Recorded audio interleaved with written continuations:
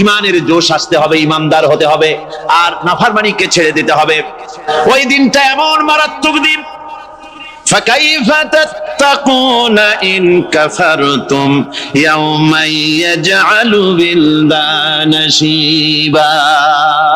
সেদিন ভয়ে চিন্তায় যুবক ছেলে বৃদ্ধে পরিণত হয়ে যাবে, কিশোরগুলি তরুণগুলি বৃদ্ধে পরিণত হয়ে যাবে।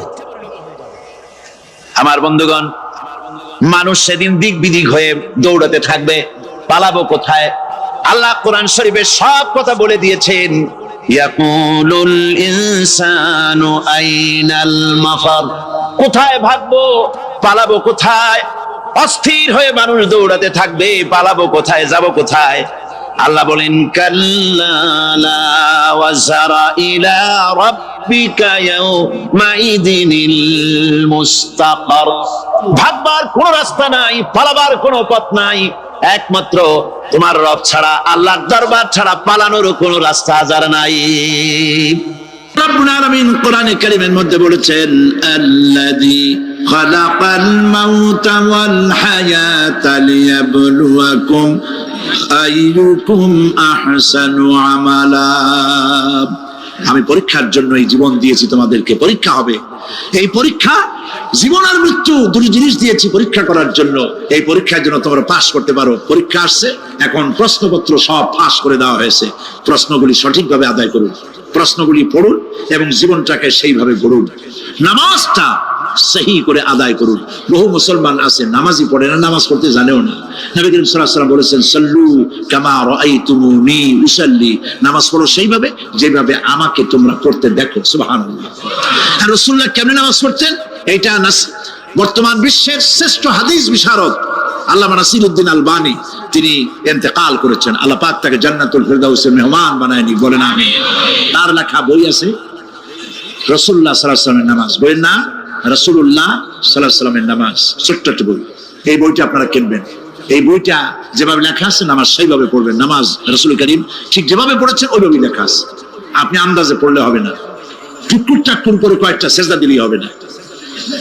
তা দিলে আর কাম, একটা সেজদা থেকে আরেকটা সেজদার মাঝখানে সময় দিতে হবে, রুকু থেকে দাঁড়ায় সময় দিতে হবে, ধীরে ধীরে নামাজ পড়তে হবে। অথচ আমরা নামাজ পড়ি সব থেকে ব্যস্ততার সাথে, দ্রুত, রকেট সার্ভিস। কোরআন শরীফের ভিতরে নামাজের গুরুত্ব সর্বাধিক দেওয়া হয়েছে। নামাজের কথা কয়বার বলা হয়েছে? ৮২ বার। ৮২ বার আল্লাহ পাক বলেছেন নামাজ আদায় করো, ৮২ বার বলেছেন। আর নবীজি বলেছেন লা দীনা লিমান লা সালাতা লাহু, যার কাছে নামাজ নাই তার কাছে দ্বীন বলে কোনো জিনিস নাই। মান তারাকা সালাতান মুতাআম্মিদান ফাকাদ কাফারা, ইচ্ছে করে যে ব্যক্তি নামাজ ছেড়ে দিল কাফের হয়ে গেল, বলেন নাউজুবিল্লাহ। কিয়ামতের দিন, বুখারী শরীফের হাদিস, আল্লাহ পাকের নবী বলেছেন কিয়ামতের দিন সর্বপ্রথম আল্লাহ জিজ্ঞেস করবেন বান্দা নামাজ পড়ছো কিনা। প্রথম প্রশ্ন কি বলেন? প্রথম প্রশ্ন কি? যার নামাজ কবুল তার সমস্ত নেক আমল মঞ্জুর, যার নামাজ কবুল হবে না কোনোটাই মঞ্জুর হবে না। কথা বুঝতে পেরেছেন? নামাজ সঠিকভাবে আদায় করতে হবে।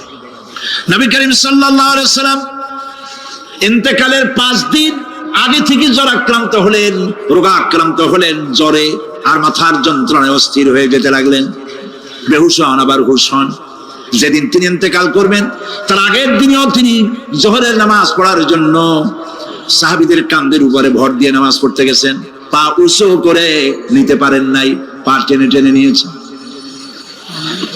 তিনি সেখানে খুতবা দিলেন, বললেন ও আমার উম্মতিরা, এই পৃথিবীতে আল্লাহ রাব্বুল আলামিন তার এক বান্দাকে পৃথিবীর সব জাগতিক সম্পদ দিতে চেয়েছিলেন, কিন্তু সেই বান্দা সব জাগতিক সম্পদকে উপেক্ষা করে আল্লাহর সঙ্গে দিদার করা বেশি পছন্দ করেছেন। কেউ কিছুই বুঝলো না। হযরত আবু বকর রাদিয়াল্লাহু তাআলা আনহু খুব কাঁদতে লাগলেন। তিনি বুঝতে পেরেছেন যে এই পৃথিবীতে সমস্ত সম্পদ দিতে চেয়েছিলেন আল্লাহ যাকে, তার নাম বিশ্ব নবী। তিনি সবগুলি উপেক্ষা করে আল্লাহর সঙ্গে দিদার করা বেশি পছন্দ করেছেন। আমরা অতি তাড়াতাড়ি নবীজি থেকে নবীর এতিম হয়ে যাব। পরের দিন ঈশার নামাজের রক্ত হলো, আযান হয়ে গেল, মসজিদে মুসল্লিরা ভরে গেছে, সাহাবায়ে কেরাম সব এসে গেছেন। হুজুরের জন্য বহুক্ষণ অপেক্ষা করার পর হযরতে আবু বকর রাদিয়াল্লাহু তাআলা আনহু তিনি ইমামতির জায়গায় দাঁড়ায় গেছেন। নবীজি বেহুশ অবস্থায় ছিলেন ঘরের মধ্যে। হুশ আসার পর তিনি হযরত আয়েশাকে বললেন, আয়েশা, মসজিদে নববীতে এখন কি হতেছে? তিনি বললেন, নামাজ হচ্ছে। লোকেরা আপনার অপেক্ষা করেছে, কিন্তু আপনাকে না পাইয়া দীর্ঘক্ষণ অপেক্ষা করার পর আপনাকে না পেয়ে আমার বাবার ইমামতিতে তারা নামাজ পড়তেছে, কিন্তু মুসল্লিদের মধ্যে কান্নার রোল পড়ে গিয়েছে। তাদের ধারণা হয়েছে নবীজির জায়নামাজে যখন হযরত আবু বকর দাঁড়ায় গেছে, নবীজির পিছনে নামাজ পড়া আর আমাদের কিসমতে হবে না। নবীজি বলছেন, আয়েশা রে, মসজিদে নববীর দিকের দরজাটা খুলে দাও, আমি নামাজের দৃশ্য দেখতে চাই। দরজা খুলে দেওয়া হলো। নবীজি কোন রকম মাথা উঁচু করে মসজিদে নববীতে নামাজের দৃশ্য নিজে অবলোকন করে আবার শুয়ে পড়লেন। হযরত আয়েশা লক্ষ্য করে দেখেন নবীজির চোখের পানি দিয়ে কোনা দিয়া পানি বেয়ে বেয়ে পড়ছে। হযরত আয়েশা প্রশ্ন করলেন, ইয়া রাসূলুল্লাহ, নামাজের দৃশ্য দেখি কাঁদছেন কেন? হুজুর বলেন, আয়েশা রে, এটা কোনো দুঃখের পানি নয়, আমি কাঁদতেছি এই জন্য, এই নামাজের জামাত কায়েমের জন্য তাইফের ময়দানে অনেক রক্ত ঝরেছে, আবার উহুদের ময়দানে দান দান শহীদ হয়েছে, সাহাবায়ে কেরাম জীবন দিয়েছে। আজ আমি দেখতে পেলাম আমার উম্মতেরা জামাতে নামাজ পড়ছে। আমার ধারণা হলো ভবিষ্যতে কিয়ামত পর্যন্ত আমার উম্মতেরা এইভাবে জামাত বন্দী হয়ে নামাজ আদায় করবে। নবীজি আবার বেহুশ হয়ে পড়লেন।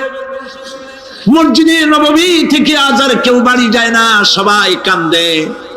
আজ রাত বোধহয় নবীজি কাটাবেন না। মেয়েরা কাঁদতেছে, সাহাবায়ে কেরাম কাঁদতেছেন, আজওয়াজে মুতাহারাত তারা কাঁদতেছেন।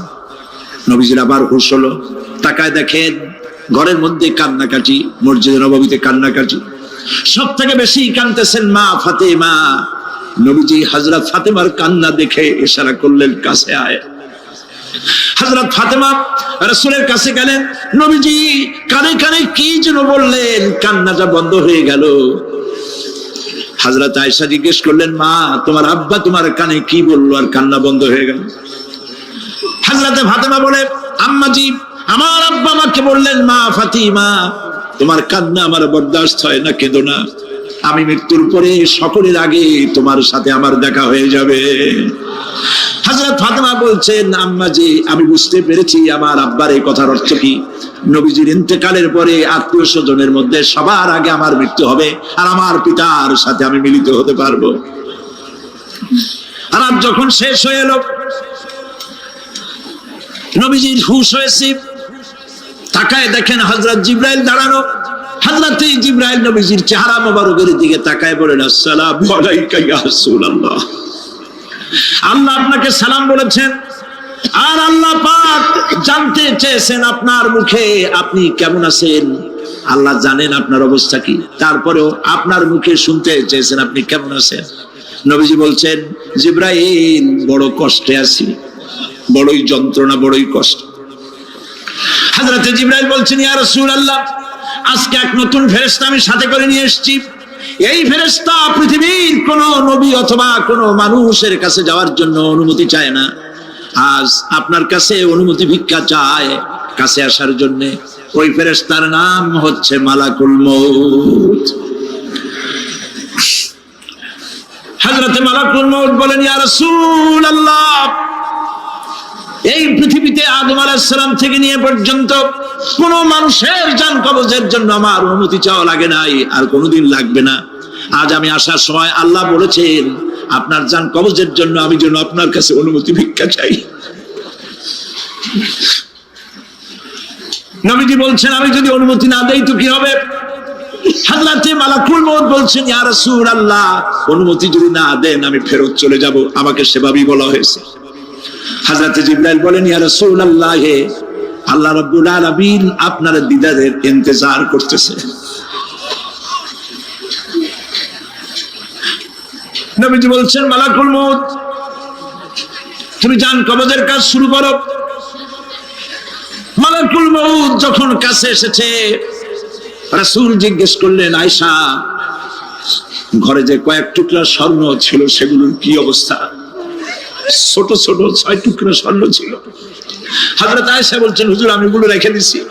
হুজুর বলছেন, না রাখতে পারবে না, আমার ইন্তেকালের আগে খয়রাত করে দাও। মুহাম্মদ সাল্লাল্লাহু আলাইহি ওয়াসাল্লাম আল্লাহর কাছে অবস্থায় উঠবে না যে তার ঘরের ভিতরে সোনা ছিল, দিয়ে দাও, খয়রাত করে দিয়ে দাও। হযরতে মালাকুল মউত রাসূলের জান কবজ শুরু করে দিলেন। রাসূলুল্লাহ জীবনের শেষ কথা বললেন, আসসালাত আসসালাত ওয়া মা মালাকাত আইমানুকুম। আমার উম্মতেরা বিদায় লগ্নে বলে গেলাম, নামাজ নামাজ, নামাজ ছেড়ে দিও না।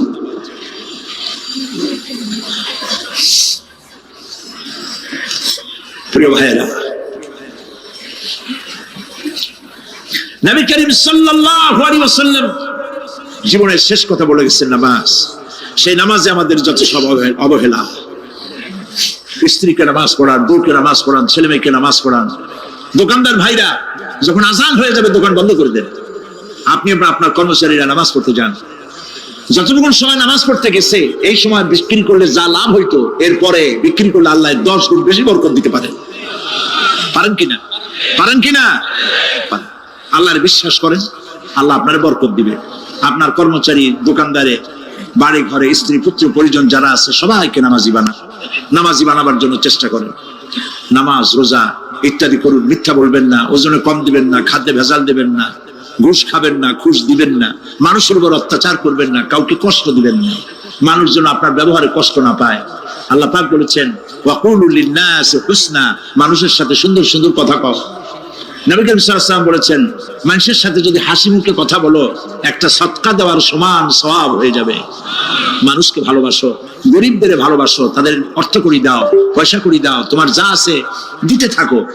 কুয়ার পানি যত উঠাবেন তত কুয়ার পানি ভালো থাকবে, আর পানি উঠাবেন না কুয়ার পানি পচে যাবে। এই জন্য আল্লাহর রাস্তায় পয়সা যত ইনকাম হচ্ছে খরচ করতে থাকেন, আল্লাহ পাক দিতে থাকবেন। আল্লাহ পাক বলেছেন যে সাদকার মালকে আল্লাহ বৃদ্ধি করে দেন, আর দান সদকা যারা করে না, যাকাত দেয় না, তাদের মালকে আল্লাহ ধ্বংস করে দেন, হালাক করে দেন। এগুলোর দাম নাই, অশান্তি বাড়বে, বউ কথা শুনবে না, সন্তানাদি কথা শুনবে না, মামলা মোকদ্দমা, অশান্তি আর অশান্তি। আর আল্লাহর পথে থাকুন, আল্লাহ শান্তি বাড়ায় দেবেন। আমরা বলি আমিন। প্রিয় ভাই সব, আমি কিছু আলোচনা আজকে আল্লাহ পাক যা করাইছেন এগুলি যেন আল্লাহ আমারে আমল করার তৌফিক দেন। আমি মাঝে মধ্যে ভয় পাই, একদিন তো এই খবর নিশ্চয়ই হবে যে সাইদি বিদায় হয়ে গেছে। সেদিন খালি হাতে যেন আল্লাহর কাছে না যাই, আমি যেন আসামি না হই যে আমি যা বলছি মানুষকে 40 বছর একটানা যা বললাম আমি নিজে আমল করতে পারি নাই। এরকম ভিক্ষুক যেন আমি না হই, আমি যা মানুষকে বলেছি আমি যেন তা আমল করতে পারি। আমি আপনাদের কাছে দোয়া চাই। আমরা কেউ বাঁচবো না, এই যে দেখা হলো আবার দেখা নাও হইতে পারে। সেই জন্য আমরা আমাদের জীবনকে যেন তৈরি করি। আপনারা কোরআন শরীফ পড়ুন, দিন শিখুন, ঈমান শিখুন, ভালো থাকুন, ভালো হয়ে চলুন। আল্লাহ রাব্বুল আলামিন পরীক্ষার জন্য আমাদেরকে এই ময়দানে ছেড়ে দিয়েছেন। প্রশ্ন কি হবে আল্লাহ সব বলে দিয়েছেন। প্রশ্ন কি হবে? তোমার যৌবন, এ ব্যাপারে প্রশ্ন করা হবে। কোন পথে ইনকাম করেছো প্রশ্ন করা হবে। কোন পথে খরচ করেছো প্রশ্ন করা হবে। দ্বীনের ইলম যতটুকু হাসিল করেছিলে তার কতটুকু নিজে পালন করেছো, আর দ্বীনের দাওয়াত কতটুকু মানুষের কাছে পৌঁছায়ছো, প্রত্যেকটি ব্যাপারে কিয়ামতে আল্লাহর কাছে জবাব দিতে হবে। এই জন্য কবি বলছেন, আমল সে जिंदगी बनती है ये जन्नत भी व जहन्नम भी, ये खाके अपनी फितरत है ना नारी ना नूरी। মানুষের জীবন আমল দিয়ে গঠন হয়, আমল দিয়ে জীবন গড়ে, নইলে এই মাটির তৈরি দেহ জান্নাত আর জাহান্নামের কিছু দিয়ে তৈরি হয় নাই। আপনি ইচ্ছে করলে দেহটাকে জাহান্নামের জন্য উপযোগী করতে পারেন, ইচ্ছে করলে এই দেহটাকে জান্নাতের জন্য উপযোগী করতে পারেন। এটি আপনার ইখতিয়ারে আল্লাহ দিয়েছেন। হযরতে হাজরা প্রশ্ন করলেন, ইব্রাহিম পানি নাই, খাবার নাই, মানুষ নাই, ঘর নাই, বাড়ি নাই, মরুভূমির ভিতরে আমাকে আর আমার বাচ্চারে ফেলে রেখে যাচ্ছ কেন? কোনো জবাব নাই। 2 বার 3 বার প্রশ্ন করলেন। এরপরে তিনি আবার প্রশ্ন করলেন, বললেন, ইব্রাহিম এটা কি আল্লাহর হুকুম নাকি? হযরত ইব্রাহিম আলাইহিস সালাম নিজের কলিজার টুকরা সন্তান আর বিবিকে রেখে যেতেছেন ভারাক্রান্ত মন নিয়ে। তিনি আকাশের দিকে আঙ্গুল উঁচু করে দেখালেন। হযরত হাজরা বুঝলেন তিনি তো আল্লাহর পয়গম্বর, আমার কোন অপরাধে এভাবে ফেলে যাওয়ার কথা নয়। তিনি বুঝলেন এটা আল্লাহর হুকুম। হযরতে হাজরা বললেন, ইব্রাহিম রে, নিশ্চিন্ত মনে বাড়ি ফিরে যাও, আমার মনে কোনো চিন্তা নাই, কোনো পেরেশানি আর এখন নাই। আল্লাহর হুকুমে যদি আমাকে মরুভূমির ভিতরে ফেলে যেয়ে থাকো, তাহলে আমি ওই আল্লাহর প্রতি এতটা ভরসা রাখি যে এই মরুভূমির ভিতরে জল পানি শূন্য, খাদ্য শূন্য জায়গায় আমি আমার বাচ্চাকে আল্লাহ রব্বুল আলামিন না খাওয়াইয়া মারবেন না। দ্বিতীয় পরীক্ষায় পাশ করল। 3 নম্বরে পরীক্ষা হলো, সন্তান বড় হয়ে গেছে, বুদ্ধি হয়েছে, দৌড়াতে পারে। আল্লাহ রাব্বুল আলামিন হুকুম করলেন ছেলেকে জবাহ করো। কত বড় আগুনের পরীক্ষা! কোরআন শরীফ বলছে হযরত ইব্রাহিম আলাইহিস সালাম নিজের ছেলেকে ডেকে নিয়ে বললেন, ইয়া বুনাইয়া ইন্নী আরা ফিল মানামি আন্নী আযবাহুক ফানজুর মাযা তারা। হে আমার কলিজার টুকরা সন্তান, আমি স্বপ্নে দেখেছি যেন আমি তোমাকে জবাহ করতেছি, তোমার রায় কি, তোমার মত কি, আমারে শোনাও। ছেলে পয়গম্বর, ছেলে তার জবাবে বললেন, ইয়া আবাতি ফাআল মা তু'মার সাতাজিদুনি ইনশাআল্লাহু মিনাস সাবিরিন। হে আমার আব্বাজান, আপনি যে ব্যাপারে স্বপ্নের ভিতরে আদিষ্ট হয়েছেন আপনি তা কার্যকরী করুন। আমাকে এতটুকু অধৈর্যের মধ্যে পাবেন না, আমাকে ধৈর্যশীলদের মধ্যে পাবেন। আমারে আপনি আল্লাহর হুকুম পালন করেন। আল্লাহ পাক শোনাচ্ছেন, ফালাম্মা আসলামা ওয়া তাল্লাহু লিল জাবিন। পিতা পুত্র দুজনই রাজি হয়ে গেল। পিতা তার ছেলেকে কাঁধ করে গলার উপরে ছুরি ধরেছেন। আল্লাহ রাব্বুল আলামিন ইসমাইল জবাহ হোক এটা আল্লাহ চান নাই, আল্লাহ চেয়েছেন পরীক্ষা করতে। পরীক্ষায় ইব্রাহিম পাস হয়ে গেলেন। আল্লাহ পাক বলছেন, ওয়ানাদাইনাহু আইয়া ইব্রাহিম ক্বাদ সাদ্দাকতার রুইয়া ইন্না কাযালিকা নাজজিল মুহসিনিন। আমি ইব্রাহিমকে ডেকে বললাম, ইব্রাহিম তুমি তোমার স্বপ্নকে বাস্তবে রূপ দিয়েছো, আর এভাবেই করি আমি মুহসিনদেরকে পুরস্কৃত করে থাকি। আল্লাহ পাক খুশি হলেন। আল্লাহ পাক বললেন, ইন্না হাযা লাবালাউল মুবিন। নিঃসন্দেহে এটি একটি বিরাট পরীক্ষা ছিল। ঠিক কি না গণ? আল্লাহ নিজে বলছেন এটা একটি বিরাট পরীক্ষা, আযীম ইমতিহান। সে ইমতিহানে তিনি পাশ করলেন। পরীক্ষায় উত্তীর্ণ হওয়ার জন্য রব্বুল আলামিন পুরস্কার দিয়া দিলেন। আল্লাহ পাক বললেন, সালামুন আলা ইব্রাহিম। পড়েন সবাই, সালামুন আলা ইব্রাহিম। ইব্রাহিমের প্রতি আল্লাহ পাক বললেন, ইব্রাহিমের প্রতি সালাম রইল। সুবহানাল্লাহি ওয়া বিহামদিহি। হযরত ঈসা আলাইহিস সালামকে খ্রিস্টানেরা তারা বলেছে, ওয়াকালাতিন নাসারাল মাসীহু ইবনুল্লাহ। মসিহ হচ্ছে কার ছেলে? নাউযুবিল্লাহ। বলেন সবাই নাউযুবিল্লাহ। তাকে যখন আল্লাহর ছেলে বলা হলো, আল্লাহর পুত্র বলা হলো, রব্বুল আলামিন তার জবাবে বললেন, ইন হুয়া ইল্লা আবদুন আনআমনা আলাইহি। তিনি তো একজন বান্দা, তিনি আমার বান্দা ছাড়া আর কিছুই নন। আমি তার প্রতি অনুগ্রহ করেছি। বান্দা, আমার বান্দা। আল্লাহ পাকের বান্দা হওয়ার ব্যাপারে কোন মানুষের লজ্জা থাকার কথা নয়। এমনকি আল্লাহ পাক ঈসা আলাইহিস সালাম সম্পর্কে বলছেন, লা ইয়াস্তানকিফাল মাসীহু আইয়াকুনা আবদান লিল্লাহি ওয়ালাল মালাইকাতুল মুকাররাবুন। মসিহ আল্লাহর বান্দা, তাতে কখনো বিন্দু মাত্র লজ্জা তিনি পোষণ করেন নাই যে আমি আল্লাহর বান্দা, আল্লাহর গোলাম। এটা একটা কথা হইল? এরকম লজ্জা তিনি পোষণ করেন। এমনকি তার নিকটবর্তী ফেরেশতা যারা, তারাও আল্লাহর বান্দা গোলাম হওয়ার জন্য তাদের ভিতরে কোনো লজ্জা নাই। যারা নাকি আল্লাহর গোলাম, এই ব্যাপারে যাদের মধ্যে লজ্জার সৃষ্টি হয়, আল্লাহর গোলাম এটা কেমন কথা, বান্দা হওয়াটা কেমন কথা। যারা গোলামীকে অস্বীকার করে তাদের সম্পর্কে আল্লাহ পাক বলছেন, ওয়া মাইয়াস্তানকিফ আন ইবাদাতিহি ওয়া ইস্তাকবির ফাসায়াহশুরুহুম ইলাইহি জামিআ। কেউ যদি আল্লাহর বন্দেগী করার ব্যাপারে লজ্জা পোষণ করে, যদি লজ্জার কারণ মনে করে, অহংকার করে, গৌরব করে, তাহলে তারা পালাবে কোথায়, যাবে কোথায়? আমি কিয়ামতের দিন সবগুলিকে এক জায়গায় করে ফেলবো। সুতরাং আল্লাহ পাকের গোলামিতে আল্লাহ যে বান্দা বলে যখন ডাকেন, লজ্জার কোনো কারণ নাই। অহংকার যে করবে সে নিজেকে ধ্বংস করবে। আল্লাহ পাক সব নবীদেরকে নিজের বান্দা বলেছেন। নবীরা কি আল্লাহ পাকের বান্দা। হযরত ইউসুফ আলাইহিস সালাম সম্পর্কে আল্লাহ পাক বলছেন, কাযালিকা লিনাসরিফা আনহু আস-সুআ ওয়াল ফাহশা ইন্নাহু মিন ইবাদিনাল মুখলাসিন। এরূপই ঘটলো যাতে আমি ইউসুফ আলাইহিস সালামকে, আমার বান্দা, তাকে আমি নির্লজ্জতা ইত্যাদি থেকে আমি রক্ষা করেছি। নিশ্চয়ই হযরত ইউসুফ ছিল আল্লাহ পাকের বান্দা, আল্লাহ পাকের আব্দ। রাসূল করিম সাল্লাল্লাহু আলাইহি ওয়াসাল্লাম তিনি হচ্ছেন সর্বশ্রেষ্ঠ আল্লাহর পয়গম্বর। তার থেকে শ্রেষ্ঠ নবী আর কি কেউ আছে? জোরে বলেন, আছে? তার থেকে মাহবুব, তার থেকে শ্রেষ্ঠ আল্লাহর কাছে আর কেউ নেই।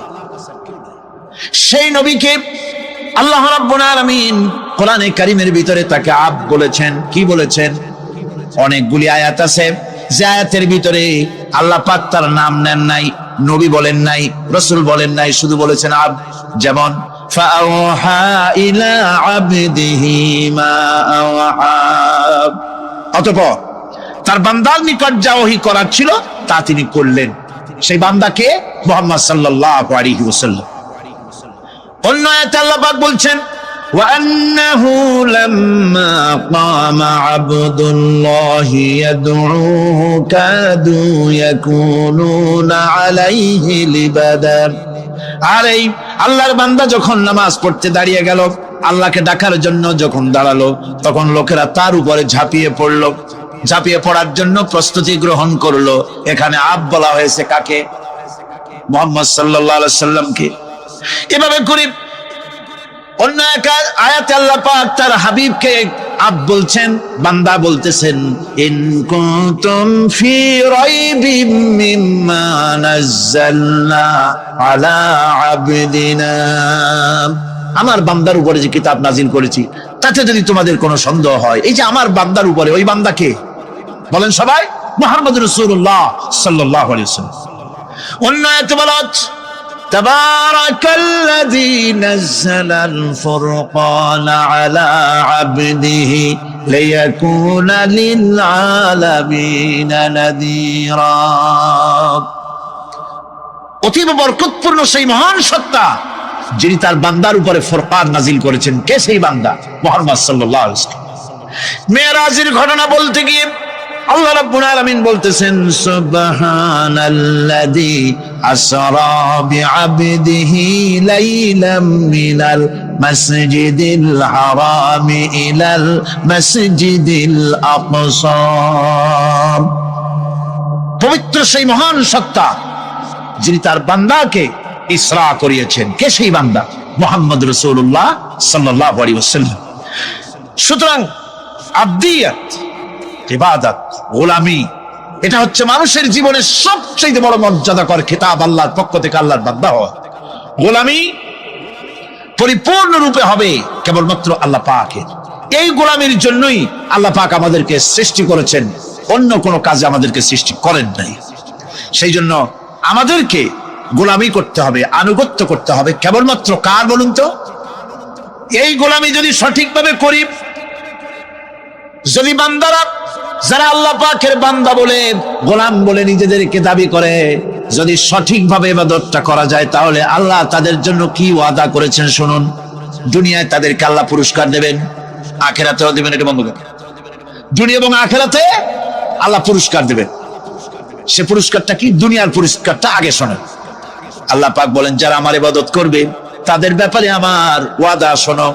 ওয়াদাল্লাহু আল্লাযীনা আমানু ওয়া আমিলুস সালিহাতি লায়াস্তাখলিফান্নাহুম ফিল আরদি কামা ইসতাখলাফাল্লাযীনা মিন ক্বাবলিহিম।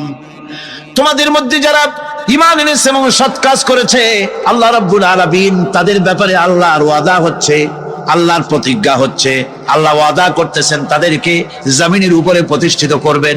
যেমন করে তোমাদের পূর্বপুরুষদেরকে প্রতিষ্ঠিত করা হয়েছিল, ওইভাবে তোমাদেরকে প্রতিষ্ঠিত করা হবে। সুবহানাল্লাহ। প্রতিষ্ঠিত করা হবে মানে রাষ্ট্র ক্ষমতা দেওয়া হবে। কি দেওয়া হবে? যদি গোলাম হও, যদি কি হও? গোলাম।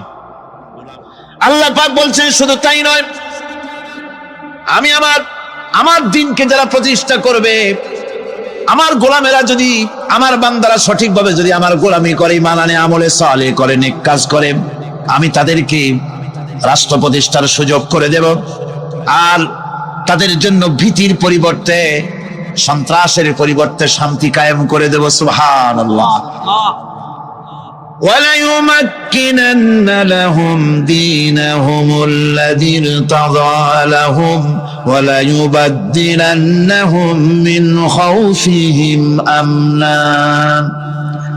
তাদের দিনকে তারা নিজেদের জন্য যা পছন্দ করেছে অবশ্যই তিনি তা কায়েম করে দিবেন, এবং সন্ত্রাস আর ভীতির পরিবর্তে আল্লাহ নিরাপত্তা দান করবেন। জোরে কোন সুবহানাল্লাহ। সন্ত্রাস বন্ধ হবে, চুরি, ডাকাতি, জেনা, ব্যভিচার সব বন্ধ হয়ে যাবে। তোমরা ক্ষমতায় থাকবে, তোমরা ডমিনেটেড হবে না, তোমরা ডমিনেট করবে। গোটা পৃথিবীকে শাসন করবে, শাসিত তোমরা হবে না। আর ভীতির পরিবর্তে নিরাপত্তা তোমরা লাভ করবে। কি করলে? ইয়াবুদুনানি লা ইউশরিকুনা বি শাইআ। সুতরাং তারা যেন আমার ইবাদত করে এবং আমার সঙ্গে যেন কাউকে শরীক না করে।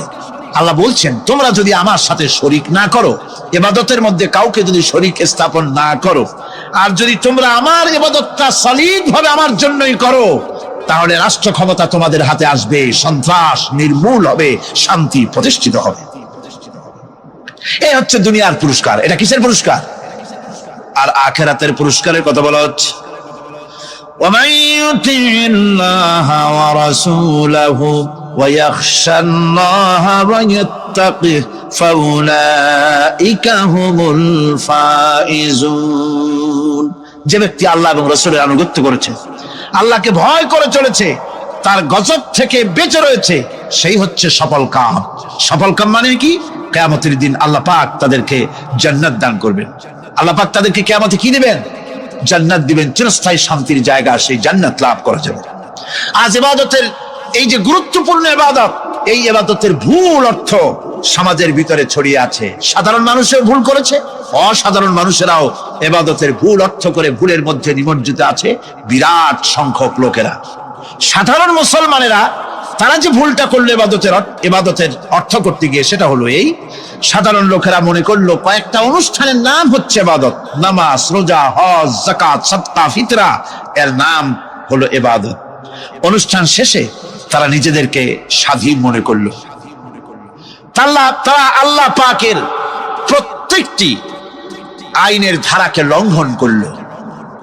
বছরে একবার রোজা রেখে, বছরে 1 মাস রোজা রেখে মনে করলো ইবাদত শেষ। 5 ওয়াক্ত নামাজ পড়ে মনে করলো ইবাদত শেষ।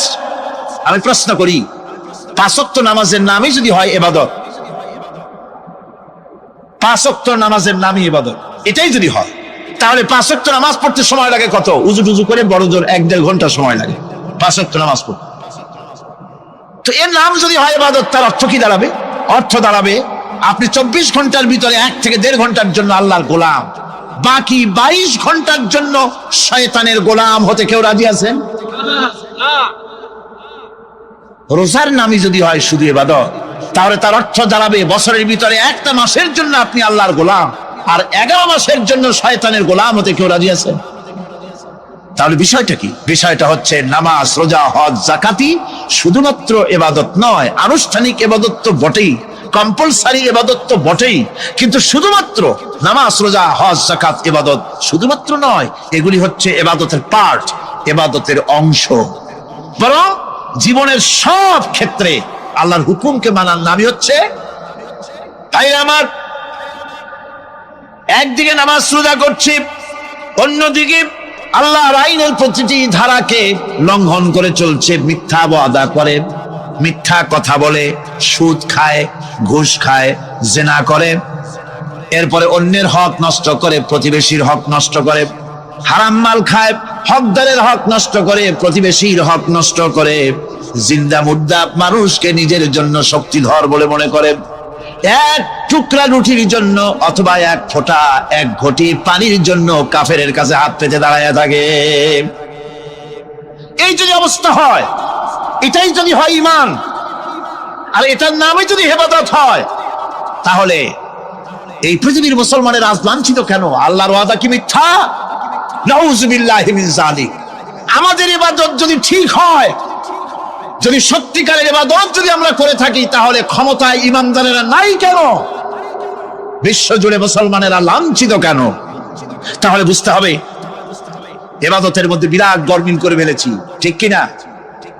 লক্ষ্য করুন, সেই লোকটা হজ করতেছে, উমরা করতেছে, নামাজ পড়তেছে, মসজিদ মাদ্রাসায় চাঁদা দিতেছে, ওই লোকটি আবার ব্যাংকের থেকে সুদের টাকা নিয়ে ব্যবসা চালাইতেছে। ব্যবসা ঠিক রাখার জন্য, ইনকাম ট্যাক্স ফাঁকি দেওয়ার জন্য ব্যবসায়ীরা 2 ধরনের 3 ধরনের খাতা মেনটেন করছে। কথা ঠিক কিনা? মিথ্যা কথা বলছে, ঘুষ দিতেছে, বেশি করে বিদ্যুতের বিল যাতে না আসে সেজন্য যারা বিদ্যুৎ লাইনে আছে তাদেরকে পয়সা দিয়ে ম্যানেজ করতেছে, ঠিক কিনা? আমি পার্লামেন্টে বলেছি বিদ্যুৎ বাইরের থেকে আনতে হবে না, ঘুরে ঘুরে আবার বিদ্যুতের কথা আসে। বিদ্যুৎ আনা লাগবে না, কারণ আমার দেশের চাহিদা হচ্ছে 2500 মেগাওয়াট, সেখানে 1800 মেগাওয়াট আমাদের আছে। আরেকদিকে 4টা বিদ্যুৎ প্রকল্প বন্ধ হয়ে আছে। ওই 4টি বন্ধ হওয়া প্রকল্প যদি চালু করা যায়, তাহলে 2900 মেগাওয়াট বিদ্যুৎ উৎপাদিত হতে পারে বলে বিশেষজ্ঞরা বলেছেন। তাহলে আমাদের উদ্বৃত্ত 400 মেগাওয়াট থেকে যাবে। এইটাকে বাইরের থেকে আনার কোনো দরকার নাই। বিদ্যুতের অপচয় বন্ধ করুন, বিদ্যুতের চুরি বন্ধ করেন। মিল কল কারখানা যাদের আছে, লক্ষ লক্ষ টাকা বিদ্যুৎ বিল হয়, কিন্তু লাইনম্যানদের সঙ্গে ম্যানেজ করে গভর্নমেন্টকে ফাঁকি দেওয়া হচ্ছে, ঠিক কিরকম? তোমার নামাজের দাম কি? তোমার হজের 4 পয়সা দাম নাই। তুমি রাষ্ট্রকে ফাঁকি দিয়েছো, তুমি জনগণকে ফাঁকি দিয়েছো, তুমি দেশের শত্রু। টেলিফোনে বিল হাজার হাজার টাকা, লাখ টাকার বেশি বিল হয়, লাইনম্যানের সঙ্গে ম্যানেজ করে 500, 700, 2000 টাকা দিয়ে সারিয়ে দেয়, ঠিক কিনা? এরা জাতির শত্রু, দেশের শত্রু। এদেরকে ফায়ারিং স্কোয়াডে নিয়ে ক্রাশ ফায়ার করে উড়ায় দেওয়া উচিত। এরা দেশের দুশ্মন। আজ সিস্টেম লসের নাম দিয়া বিদ্যুৎ চুরির আরেক ব্যবস্থা করা হয়েছে। সিস্টেম লস করে ওনারা নিজেরা, আর এর ভোগান্তি জনগণকে করতে হয়। কসাইয়ের মতো ছুরি দিয়া জবাও করে জনগণের কাছ থেকে সিস্টেম লসের চার্জ আদায় করা হয়। আমি পার্লামেন্টে বলেছি, মাননীয় স্পিকার, সিস্টেম লস এই নামটা উঠায় দেন, এই কথা বন্ধ করে দিন। বিদ্যুৎ ধার করা লাগবে না, আল্লাহ আমাদের দেশে যথেষ্ট দিছে, কোনো জিনিসের অভাব নাই। এখানে গ্যাস আছে, তেল আছে, বিদ্যুৎ আছে, পাট আছে, চা আছে, নাই কি? অন্তত 8.5 কোটি টাকার কাগজ গুদামের মধ্যে বন্দী হয়ে আছে। ভারতকে ক্ষতি করার জন্য সে দেশ থেকে কাগজ এনে খবরের কাগজ ছাপানো হচ্ছে, আর 8.5 কোটি টাকার কাগজ নষ্ট হয়ে যাচ্ছে আমার দেশের কাগজ। সুতরাং বলতেছিলাম একথাই বলতেছিলাম যে ঈমান, আল্লাহর গোলাম হতে হলে ভুল করে বসেছি ইবাদতের অর্থ করতে। শুধু নামাজ, রোজা, হজ, যাকাত, মাজারে কিছু চাঁদা দেওয়া, আগরবাতি, মোমবাতি, চাদর একটা দিয়া, পীর সাহেবের 10,000 টাকা চাঁদা দিয়া, মোছে তেল মাইখা দাঁত বাইর করে হাসে। বেহেশতে তো গেছি, আর দেরি কত? বেহেশতে তুমি যাবা, এত সহজ? দেশকে ফাঁকি দিছো, দেশকে ফাঁকি দিয়েছো, জনগণকে ফাঁকি দিয়েছো, নিজের মেয়েকে ফাঁকি দিয়েছে। বিবাহের সময় টাকা পয়সা দিয়া বিবাহ টিবাহ করায় দিল। ব্যবসা, ধানি সম্পত্তি, বাড়ির সম্পত্তি সব ছেলেদেরকে দিয়ে দিল, মেয়েটারে ফাঁকি দিয়ে দিল। তাই না? এরকম ফুপুকে ফাঁকি দিল, বোনকে ফাঁকি দিল। এরপরে মোনাজাত করে সবে বরাতে, আল্লাহ আমারে বেহেশত দিও, ফেরেশতারা কয় মর তুই আগে, বেহেশত তোরে কেমনে দেয় ভালো করে দেখাই দেব। বেটা তুই যাবি বেহেশতে, এত সোজা? ওটা মামু বাড়ির বারান্দা নাকি? এত সহজ নয়। সুতরাং সাধারণ মানুষ মারাত্মক ভুল করেছে এখানে। নামাজ, রোজা, হজ, যাকাত ইবাদত, আর কিছু কি ইবাদত মনে করে নাই? আপনার চাকরি আপনার ইবাদত, চাকরিতে ফাঁকি দেওয়া যাবে না।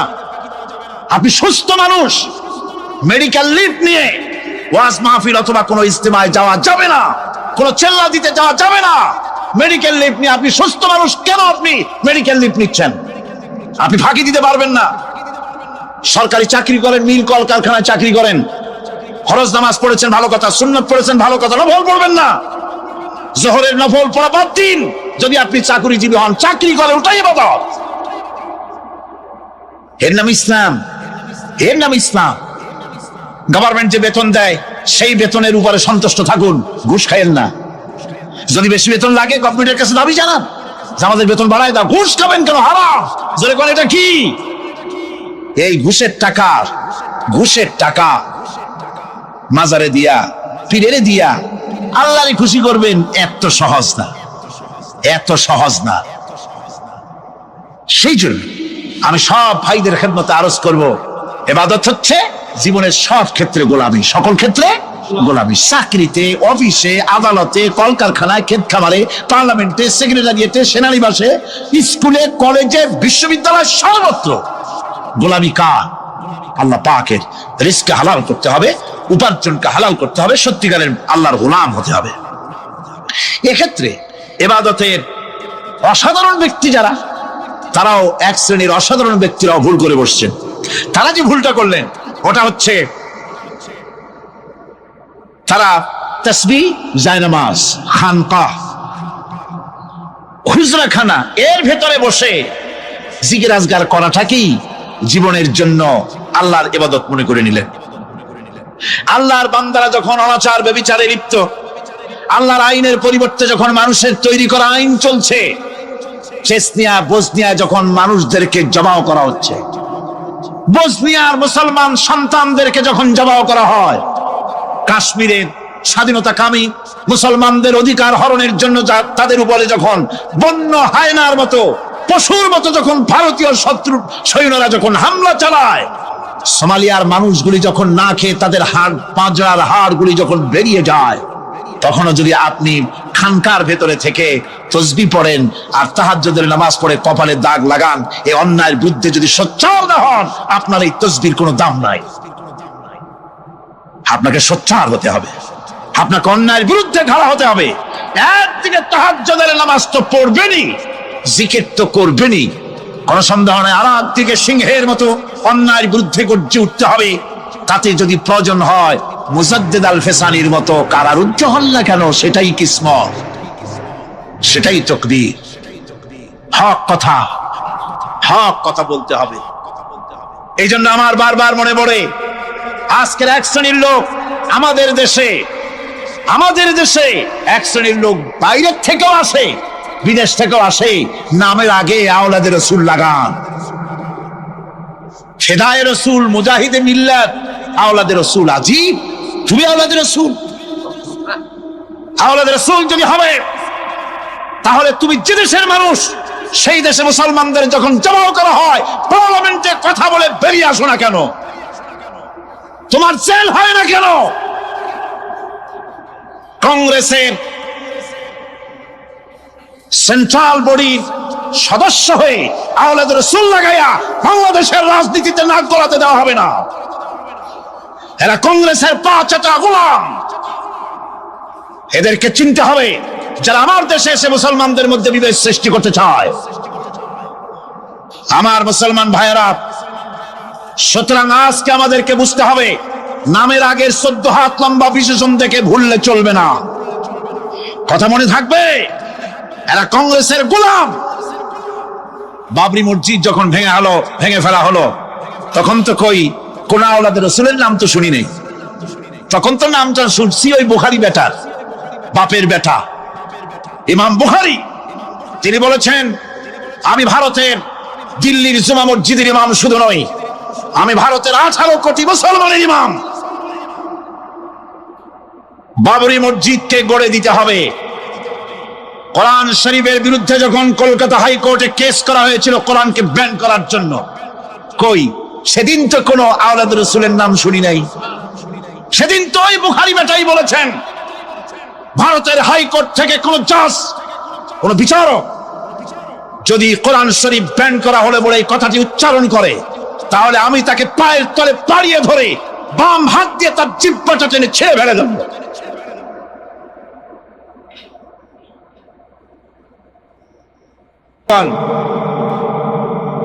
সুতরাং আমাদেরকে বুঝতে হবে, বসুন, বেয়াদবি করবেন না, বসেন। আমাদেরকে বুঝতে হবে খানকায় শুধু জিকির আজগার করলেই চলবে না। হযরতে শাহজালাল রহমতুল্লাহ আলাইহি এক হাতে ছিল তরবারি, আর এক হাতে ছিল কোরআন। লড়াই করেছেন হযরতে শাহ মখদুম, হযরতে খান জাহান আলী, হযরতে খাজা মুঈনুদ্দিন চিশতি আজমেরি রহমতুল্লাহ আলাইহি, হযরতে মুজাদ্দিদ আল ভিসানি রহমতুল্লাহ আলাইহি। মুরিদের বাড়ি জম্মের খাওয়া খাইয়া পেটটা কুমিরের মতো বড় করে নাই, জেল খেটেছে হক কথা বলতে গিয়ে। বাপের বেটা হও, নিজের দেশে কথা কও। বাংলাদেশে এসে তারপরে জনগণের টাকা লুটপাট করার ক্ষমতা হোক, কাউকে অধিকার দেওয়া হবে না। আমার বন্ধুগণ, আল্লাহর ওলি যারা, তারা এভাবে করে জনগণের খেদমত করেছেন, কথা বলেছেন।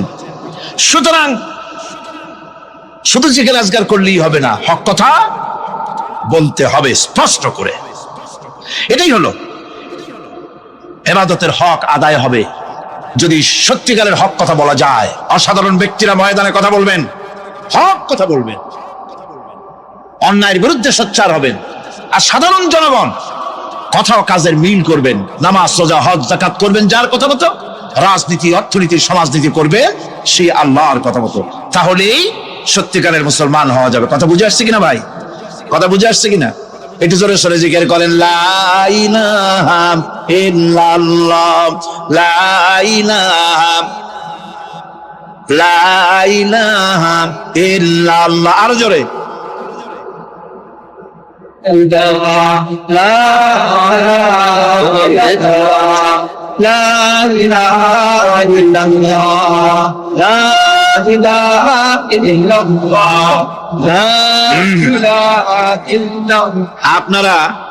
আপনারা যদি মাথা উঠাইয়া দেখতে থাকেন তো কি দেখবেন? মানুষের মাথা আর টুপি ছাড়া তো কিছুই দেখা যাবে না। কাজী ওঠা বসা না করে আজকে এক পবিত্র রাত আমরা আল্লাহর কাছে দোয়া করব। আলোচনার আমি এগিয়ে যাচ্ছি। ইবাদত আমাদেরকে বুঝতে হবে। ইবাদত যদি না বুঝি তাহলে মুসলমান বলে দাবি করারও কোনো মূল্য নাই, মানব জন্ম বৃথা। কারণ হচ্ছে আল্লাহ রাব্বুল আলামিন বলেছেন, মা খালাকতুল জিন্না ওয়াল ইনসা ইল্লা লিয়াবুদুন। মানুষ আর জিন জাতিকে আমি সৃষ্টি করেছি আমার গোলামির জন্য। কার গোলামি? ওই গোলামির পূর্ণাঙ্গ নমুনা যদি জানতে চাই, পূর্ণাঙ্গ নমুনা দৃষ্টান্ত লাগবে। কাকে অনুসরণ করব? পূর্ণাঙ্গ ইবাদতের আল্লাহর গোলামির পূর্ণাঙ্গ নমুনার জন্য কোরআনে কারিমে দৃষ্টান্ত সেট করা হয়েছে। হযরত ইব্রাহিম আলাইহিস সালামের আল্লাহ পাক বলেন, ইয ক্বালা লাহু রাব্বুহু আসলিম ক্বালা আসলামতু লিরাব্বিল আলামিন। তার অবস্থা এই ছিল, কার? ইব্রাহিম আলাইহিস সালাম। তার অবস্থা এই ছিল যে তার রব যখন তাকে বললেন আনুগত্যের মস্তককে অবনত করে দাও, তিনি বললেন আমি আমার বিশ্বপালকের সামনে মাথাটা নত করে দিলাম। সুবহানাল্লাহ, কোন শর্ত ছাড়াই মাথা নিচু করে দিলাম। এই পন্থায় তিনি যে পন্থাটা অবলম্বন করেছিলেন, এই পন্থায় চলার জন্য তার সন্তানদেরকেও তিনি হুকুম করেছিলেন। ووصى بها إبراهيم ببنيه ويعقوب يا بني إن الله اصطفى لكم الدين فلا تموتن إلا وأنتم مسلمون। ইয়াকুব এবং ইব্রাহিম আলাইহিস সালাম তার সন্তানদেরকে এই উপদেশ দিয়েছিলেন যে তিনি বলেছিলেন, হে আমার সন্তানেরা, আল্লাহ ছাড়া তোমাদের জন্য আল্লাহ পাক এই দ্বীনকে মনোনীত করেছেন। আল্লাহ পাকের আনুগত্য করবে, তার দ্বীনের প্রতি সারেন্ডার করবে। আর খবরদার মুসলমান না হয়ে যেন তোমরা মরে যেও না। মৃত্যু মুসলমান অবস্থায় থাকবে, অর্থাৎ মৃত্যু পর্যন্ত থাকবে কি অবস্থায়? মুসলমান অবস্থায়। أم كنتم شهداء إذ حضر يعقوب الموت إذ قال لبنيه ما تعبدون من بعدي। ইয়াকুব আলাইহিস সালাম তার মৃত্যুর সময় জিজ্ঞেস করেছিলেন, ও আমার সন্তানেরা, আমার মৃত্যুর পরে তোমরা কার ইবাদত করবে, কার গোলামি করবে? তারা জবাব দিলেন, ক্বালু না'বুদু ইলাহাকা ওয়া ইলাহা আবাইকা ইব্রাহিম ওয়া ইসমাঈল ওয়া ইসহাক ইলাহাও ওয়াহিদান ওয়া নাহনু লাহু মুসলিমুন। নিঃসন্দেহে আমরা ইবাদত করব, গোলামি করব আপনার রবের, আপনার পিতার রবের, এবং আল্লাহর ইবাদত করব। আপনিও আপনার পূর্বপুরুষ ইব্রাহিম, ইসমাইল যে আল্লাহকে ইবাদত করেছে, সে আল্লাহ পাকের ইবাদত আমরা করব এবং তার অনুগত হয়ে থাকব। দাসত্ব এবং দাসত্বের গোলামির পূর্ণাঙ্গ নমুনা হচ্ছেন হযরত ইব্রাহিম আলাইহিস সালাম। আল্লাহর গোটা জমিন যখন শিরকের অন্ধকারে ডুবে গিয়েছিল, তখন হযরত ইব্রাহিম আলাইহিস সালাম তাওহীদের আলো জ্বালিয়ে দিয়েছিলেন। এই নিবেদিতদের ইমাম হিসাবে আল্লাহ পাক তাকে ঘোষণা দিলেন। কোরআনে কারীম বলছে, وَإِذَا ابْتَلَى إِبْرَاهِيمَ رَبُّهُ بِكَلِمَاتٍ فَأَتَمَّهُنَّ قَالَ إِنِّي جَاعِلُكَ لِلنَّاسِ إِمَامًا। ইব্রাহিমকে তার রব কয়েকটি বাক্য দিয়ে পরীক্ষা করলেন এবং তিনি সেই পরীক্ষাগুলোতে পাশ করলেন। তখন আল্লাহ রাব্বুল আলামিন তাকে বললেন যে আমি তোমাকে গোটা বিশ্ব মানবতার জন্য, গোটা বিশ্বের সমস্ত মানুষের জন্য আমি তোমাকে নেতা বানাবো। সুবহানাল্লাহি ওয়া বিহামদিহি। প্রথম পরীক্ষা হলো, গতকাল বলেছি, সে আগুনের পরীক্ষা। সেখানে আল্লাহ পাক তাকে পাশ করালেন, তিনি পাশ করলেন। দ্বিতীয় পরীক্ষা ছিল বিবি এবং নবজাতক সন্তানকে নিয়ে আল্লাহ হুকুম করলেন, এই বিবি আর বাচ্চারে নিয়ে মরুভূমিতে রেখে আসো। মরুভূমিতে যেখানে ঘর নাই, বাড়ি নাই, সেই জায়গায় বিবি এবং বাচ্চাকে রেখে যাওয়ার সময় তিনি বললেন, রব্বানা ইন্নী আসকানতু মিন যুররিয়াতি বিওয়াদিন গায়রি যী যারইন ইনদা বাইতিকাল মুহাররাম। হে আল্লাহ রাব্বুল আলামিন, আমি পানি এবং তরুলতাবিহীন এক মরুভূমির ভিতরে আমার বংশের একটি অংশকে এখানে রেখে গেলাম। তোমার ঘরের কাছে পুনর্বাসিত আমি তাদের কাছে, এই ঘরের কাছে, সম্মানিত ঘরের কাছে রেখে গেলাম। পরীক্ষায় তিনি পাশ করলেন। হযরতে হাজেরা প্রশ্ন করলেন, ইব্রাহিম, পানি নাই, খাবার নাই, মানুষ নাই, ঘর নাই, বাড়ি নাই, মরুভূমির ভিতরে আমাকে আর আমার বাচ্চারে ফেলে রেখে যাচ্ছ কেন? কোনো জবাব নাই। 2 বার 3 বার প্রশ্ন করলেন। এরপরে তিনি আবার প্রশ্ন করলেন, বললেন, ইব্রাহিম, এটা কি আল্লাহর হুকুম নাকি? হযরত ইব্রাহিম আলাইহিস সালাম নিজের কলিজার টুকরা সন্তান আর বিবিকে রেখে যেতেছেন ভারাক্রান্ত মন নিয়ে। তিনি আকাশের দিকে আঙ্গুল উঁচু করে দেখালেন। হযরত হাজেরা বুঝলেন ইনি তো আল্লাহর পয়গম্বর, আমার কোন অপরাধে এভাবে ফেলে যাওয়ার কথা নয়। তিনি বুঝলেন এটা আল্লাহর হুকুম। হযরতে হাজেরা বললেন, ইব্রাহিম রে, নিশ্চিন্ত মনে বাড়ি ফিরে যাও, আমার মনে কোনো চিন্তা নাই, কোনো পেরেশানি আর এখন নাই। আল্লাহর হুকুমে যদি আমাকে মরুভূমির ভিতরে ফেলে যেয়ে থাকো, তাহলে আমি ওই আল্লাহর প্রতি এতটা ভরসা রাখি যে এই মরুভূমির ভিতরে জল পানি শূন্য, খাদ্য শূন্য জায়গায় আমি আমার বাচ্চাকে আল্লাহ রব্বুল আলামিন না খাওয়াইয়া মারবেন না। দ্বিতীয় পরীক্ষায় পাশ করি। 3 নম্বরে পরীক্ষা হলো, সন্তান বড় হয়ে গেছে, বুদ্ধি হয়েছে, দৌড়াতে পারে। আল্লাহ রাব্বুল আলামিন হুকুম করলেন, ছেলেকে জবাহ করো। কত বড় আগুনের পরীক্ষা!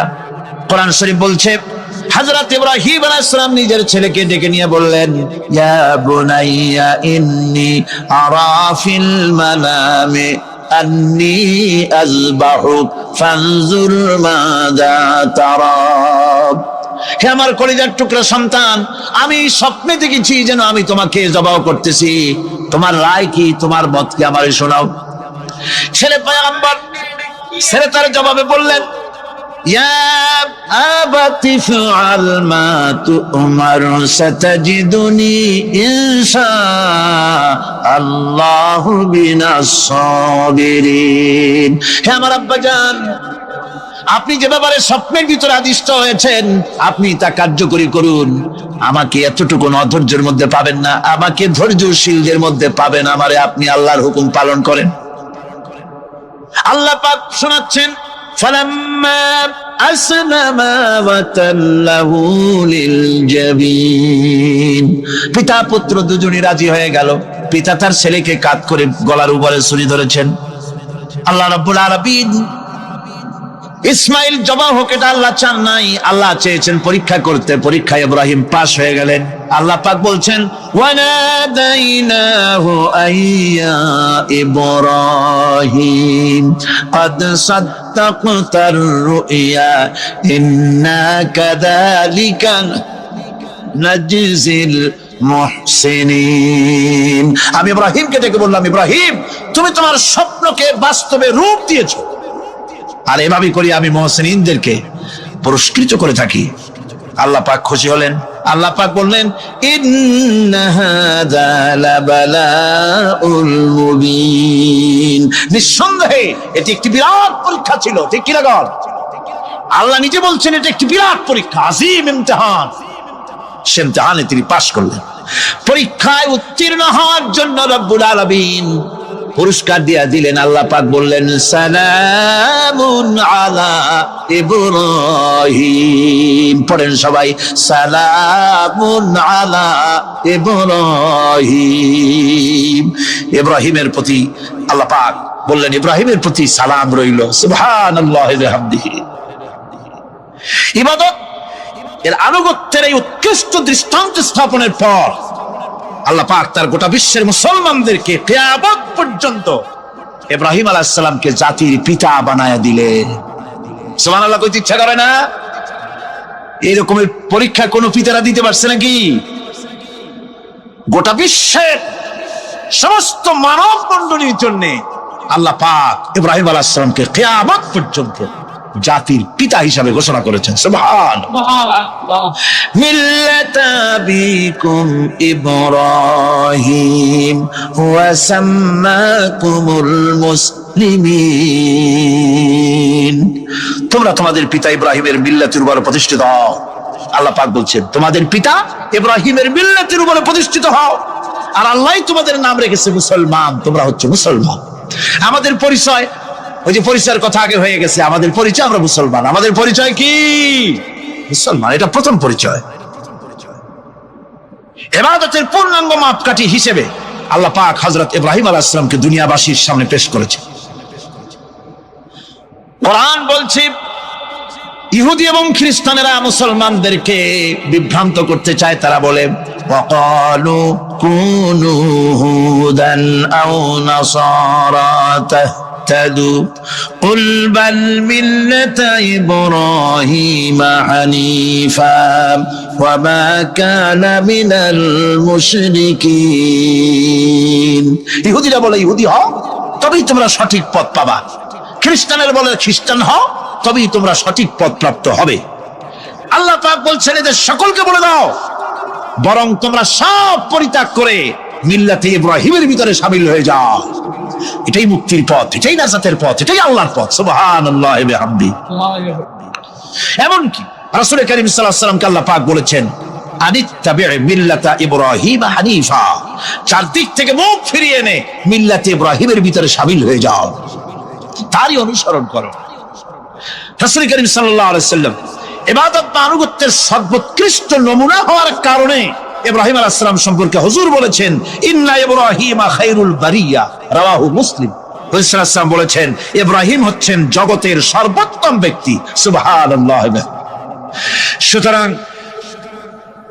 আমাদেরকে ইবাদতের নমুনা হিসেবে ইব্রাহিম আলাইহিস সালামকেও মানদণ্ড হিসেবে দেখতে হবে যে কিভাবে তিনি সারেন্ডার করেছিলেন আল্লাহ পাকের দরবারে।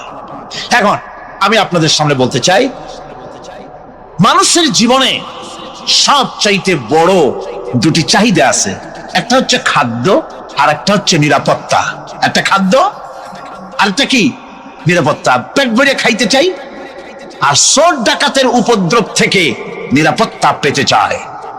আইন শৃঙ্খলা পরিস্থিতির উপরে যখন পার্লামেন্টে আলোচনা হচ্ছিল, আমি তখন বলেছি, মাননীয় স্পিকার, আমার দেশের সাধারণ ভোটারদের বড় কোনো আশা আকাঙ্ক্ষা নাই। তারা কোনোদিন বলে না যে আমাদের গুলশানে বাড়ি দিতে হবে, সকলে আমাদেরকে মঙ্গল গ্রহে অফিস বানায় দিতে হবে, পাঁচেরও গাড়ি দিতে হবে, এগুলি তারা দাবি করে না। যারা ভোট দেয়, কষ্ট করে, মিছিল করে, এই সাধারণ জনগণের দাবি হচ্ছে মিনিমাম দাবি, খুবই কম। তাদের দাবি হলো মোটা সুতার কাপড় চাই ইজ্জত ঢাকার জন্য, পেট ভরে খেতে চাই, পোলাও কোরমা বিরিয়ানির দরকার নাই, আর আশ্রয়ের জন্য ছোট্ট একটু ঘর চাই, চোর ডাকাতের উপদ্রব থেকে নিরাপত্তা চাই। কথা ঠিক কিনা? আমি বললাম, স্পিকার সাহেব, আজ পর্যন্ত যতগুলি গভর্নমেন্ট এসেছে বাংলাদেশে, প্রত্যেকটি গভর্নমেন্ট আমার দেশের জনগণের এই ন্যূনতম দাবি, এই আশা পূরণ করতে ব্যর্থতার পরিচয় দিয়েছে। কেউ পারে নাই। যারাই গেছে তারাই তাদের নিজেদের আখের গোছাবার চেষ্টা করেছেন। সব নিজেকে নিয়ে ব্যস্ত, নিজের লোকদের নিয়ে ব্যস্ত, জনগণ নিয়ে চিন্তা নাই। সুতরাং মানুষের চাহিদা হচ্ছে খাদ্য আর নিরাপত্তা। আমরা কি খাদ্য আর নিরাপত্তা সত্যি কি চাই? চাই। খাদ্য যদি চাই ক্ষুধার সময়, নিরাপত্তা যদি চাই ভীতির সময়, আল্লাহ রাব্বুল আলামিন বলেন কোন গভর্নমেন্ট দিতে পারবে না, দুনিয়ায় কেউ দিতে পারে নাই, পারবেও না। ক্ষুধার সময় যদি খাদ্য চাও, ভীতির সময় যদি নিরাপত্তা লাভ করতে চাও, তাহলে ফালইয়াবুদু রাব্ব হাযাল বাইত, এই ঘরের মালিকের ইবাদত কর। কোন ঘর? কাবা ঘর। বলেন কোন ঘর? কাবা ঘর। কাবা শরীফের মালিকের ইবাদত কর। তাহলে কি হবে? আল্লাযী আত'আমাহুম মিন জু'ইন ওয়া আমানাহুম মিন খাউফ। এই ঘরের মালিকের ইবাদত যদি করো, তাহলে ক্ষুধার সময় তিনি তোমাদেরকে খেতে দিবেন, আর ভীতির সময় তিনি তোমাদের নিরাপত্তা দান করবেন। এ ওয়াদা কার? চিল্লায় বলেন ওয়াদা কার? আল্লাহ পাকের ওয়াদা বিশ্বাস হলো না, এমনই পোড়া কপালের মুসলমান। নির্বাচন যখন আসলো, সলিমউদ্দিন সাহেব আসতেন মঞ্চের উপরে, পরিচয় করানো হচ্ছে। এত আপনারা যার বক্তৃতা শোনার জন্য দ্বিপ্রহরের রৌদ্রে কষ্ট করতেছিলেন, এখন সেই সংগ্রামী জননায়ক, বিপ্লবী সন্তান, তিনি এখন আপনাদের সামনে বক্তব্য রাখবেন। উনি দাঁড়ায় বললেন, ভাইয়ার আমার, বোনের আমার, আমি এবার বোতল মার্কা বাক্স নিয়ে দাঁড়াইছি, আমারে সকলে মিলে ভোট দেন। এবার যদি ক্ষমতায় যেতে পারি, না খাইয়া কেউ মরবেন না, কিন্তু কি খাইয়া মরবে তাও কয় না। মানুষেরা এই কথাগুলি বিশ্বাস করলার সমানে ভোট দিল। হায় রে কপাল! আল্লাহ বললেন, আমার ইবাদত কর, আমার গোলামি কর জীবনের সব জায়গায়, তাহলে ক্ষুধার সময় খাইতে পারবি আর ভীতির সময় নিরাপত্তা পাবি। আল্লাহর কথাটা বিশ্বাস হইল না। এই নামাজ পড়ার মুসলমানের দাম আছে? কোন দাম আছে? এ রোজা খাওয়ার দাম আছে? এ মুসলমান দাবি করার দাম আছে? আল্লাহ রাব্বুল আলামিন তিনি পরিষ্কার করে বলছেন, এই ঘরের মালিকের ইবাদত করো, তিনি ক্ষুধার সময় খেতে দিবেন, আর তিনি তোমাদেরকে ভীতির সময় নিরাপত্তা দান করবেন। চাউলের অভাব হবে না, পাটের অভাব হবে না, খাদ্যের অভাব হবে না, কারণ দুটি জিনিস যদি তোমরা করতে পারো, খাবারের অভাব হবে না।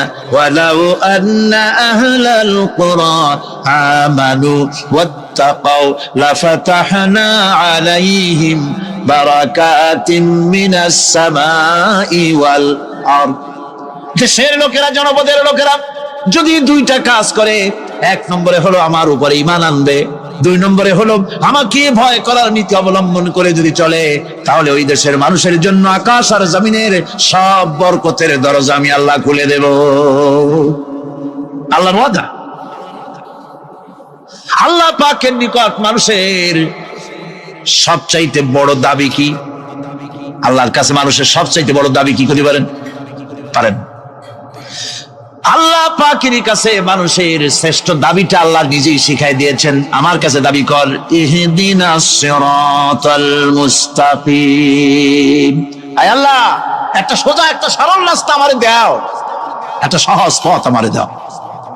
এই কথা সূরা ফাতিহা দাবি করার পর আল্লাহ রাব্বুল আলামিন এই অভিনন্দনের জবাবে, 7টা বাক্যের অভিনন্দনের জবাবে আল্লাহ রাব্বুল আলামিন 30 পারা কোরআন শরীফ নাজিল করে দিলেন। সূরা ফাতিহার এই সওয়ালের জবাবে আল্লাহ পাক বললেন, ওয়া আনি'বুদুনি হাদা সিরাতুম মুস্তাকিম। সোজা রাস্তা চাও, আমার গোলামি করো, ইবাদত করো। সব জায়গায় ইবাদত, গোলামি করাই লাগবে। আমার কাছে সোজা রাস্তা চাও, সোজা রাস্তা হলো আমার গোলামি করা। কার গোলামি? বেহেশতে যেতে চান? আমি আস্তে গেলাম বলে আপনারও আস্তে জবাব দিলেন। বেহেশতে যেতে চান? সুবহানাল্লাহ। এমন কোন মানুষ আছে নাকি যে বেহেশতে যেতে চায় না, মদ খরচ যাইতে চায়? সবাই, আমরা সবাই বেহেশতের আশা করি, ঠিক কিনা? আল্লাহ রাব্বুল আলামিন বলেন, বেহেশতে যদি যেতে চাও তাহলেও ইবাদত করা লাগবে, ইবাদত ছাড়া জান্নাতে যাওয়া যাবে না। ফাদখুলি ফি ইবাদি ওয়াদখুলি জান্নাতি। সর্বপ্রথম আমার বান্দার মধ্যে দাখিল হয়ে যা, আমার গোলামির মধ্যে দাখিল হওয়া, আমার গোলাম হয়, এরপরে আমার জান্নাতে